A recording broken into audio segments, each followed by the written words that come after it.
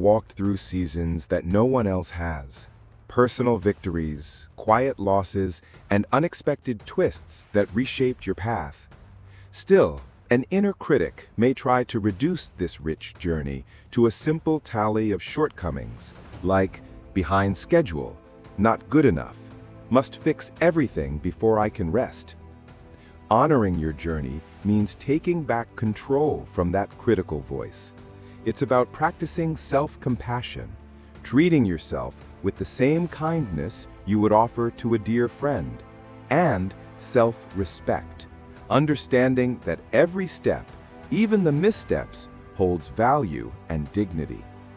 This session provides guidance on how to infuse kindness and respect into your everyday life, making growth feel less like a relentless race and more like a walk, where every view, whether uphill or down, deserves appreciation.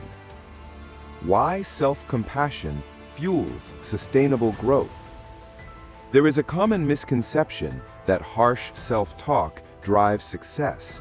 However, research shows that chronic self-criticism raises cortisol levels, which diminishes creativity and willpower. On the other hand, kind and encouraging self-talk boosts resilience and enhances the ability to learn. Another myth is that respect must be earned through achievements, but respect is a fundamental human right, and it starts with respecting yourself. This unconditional respect creates healthier boundaries and better decision-making. Some people also believe that self-compassion leads to complacency, but true self-compassion includes accountability, acknowledging your mistakes without falling into self-loathing.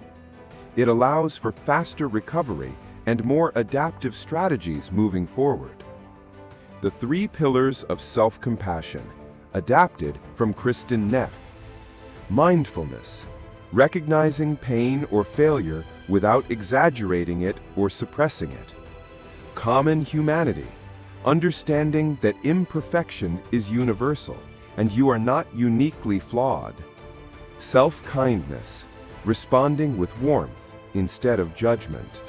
Self-respect builds on these pillars by valuing your inherent worth, maintaining boundaries, and acting in alignment with your core values. Locating your self-talk patterns. Start by doing a journal audit, writing down any negative self-statements you've recently made. Reflect on the tone of those thoughts. Are they critical, anxious, or perfectionistic? Also, pay attention to the triggers. Is it a tight deadline, social media comparisons, or family expectations? Once you've identified these patterns, begin the practice of reframing your negative thoughts. For example, instead of thinking, "I'm so stupid for missing that detail," change it to, "I missed that detail because I was under stress. Next time, I'll use a checklist." Doing this rewires your mindset by altering how you speak to yourself. Practical self-compassion exercises. There are several ways to integrate self-compassion into your life. A quick exercise you can try is placing your hand over your heart, taking a deep breath, and silently affirming, "This is tough, and I'm here for you." This can be helpful during moments of stress or embarrassment. Another practice is writing a letter to yourself as if you were your own mentor, offering support after a setback. You can also take a few minutes to reflect on 3 things you did well that day and recognize the effort it took to achieve them. For relaxation, you might practice the 4-7-8 breathing technique. Inhale for 4 counts, hold for 7, and exhale for 8, imagining that each exhalation clears away any judgment you might be holding.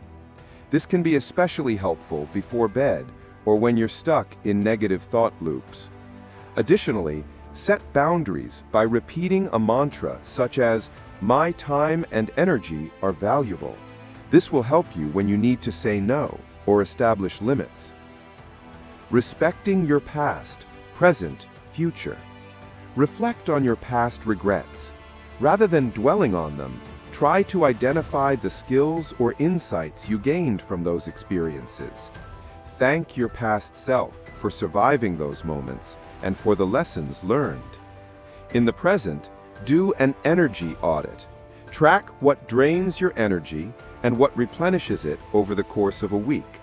Once you've identified the drains, reduce them by about 10%, while expanding the things that energize you, like taking walks, reading, or spending time with supportive friends. Looking ahead, set goals that align with your core values, such as personal growth, connection, or creativity, rather than seeking external validation. True self-respect means steering your life based on what matters most to you. Integrating compassion into daily routines. There are simple ways to practice self-compassion every day. In the morning, when you look in the mirror, say something kind to yourself, like, "You're doing your best with the tools you have today." During your commute, remind yourself, "Everyone here carries invisible stories." At work, take breaks to stretch and appreciate the parts of your body that are supporting you. When preparing meals, shift from thinking, "I must eat healthy," to "I nourish myself because I matter." At the end of the day, celebrate the effort you put in, rather than focusing solely on the outcomes, and gently plan how you might improve the next day. Measuring progress without self-judgment. It's important to measure your progress without resorting to self-judgment. One way to do this is by taking the self-compassion scale quiz each month. If your score increases, it means you're developing a kinder view of yourself. You can also track the amount of time spent ruminating and aim for a decrease over 6 weeks. Another measure is keeping track of your no thanks moments. The more frequently you say no to things that drain you, the more it signals that you're respecting yourself. By logging your mood fluctuations on a daily scale from 1 to 10, you can observe smoother emotional fluctuations, which is a sign of better emotional regulation. Handling common obstacles. Guilt can often arise when practicing self-compassion, especially if you were conditioned to associate self-care with laziness.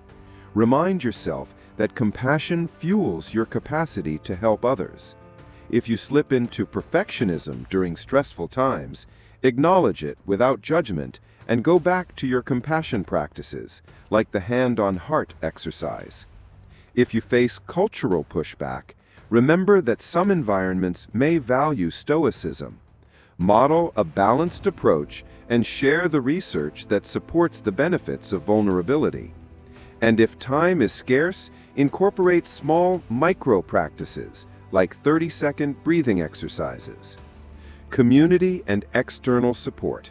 Consider reaching out to a compassion buddy, someone with whom you can check in and celebrate small wins. Therapy or coaching can provide a professional perspective to help rewire old patterns. Support groups help you realize that struggles are universal, reinforcing the idea of common humanity. Being a mentor to someone else can reflect kind language back to yourself. Giving compassion to others deepens your own internal reservoir. A self-compassion success story. Condensed. Ahmed, a high-performing engineer, battled imposter syndrome. He began journaling weekly to reframe regrets and incorporated a daily hand-on-heart ritual. As a result, he reported a 40% decrease in late-night rumination and took on a challenging assignment he had previously avoided, eventually earning a promotion. His key insight? Kind self-talk led to bolder action, not complacency. Creating a yearly journey-honoring ritual. Create a timeline of the past year, marking the highs and lows. Write a 300-word narrative focusing on themes of resilience. Choose a symbolic token, like a stone or charm, that represents the year's lesson, and keep it as a reminder of the value of your journey. Conclude with a declaration: I honor where I've been, stand fully where I am, and step forward with respect. This ritual transforms compassion into a lasting tradition. Final reflection. Honoring your journey is an act of resistance against a culture that profits from insecurity and glorifies relentless.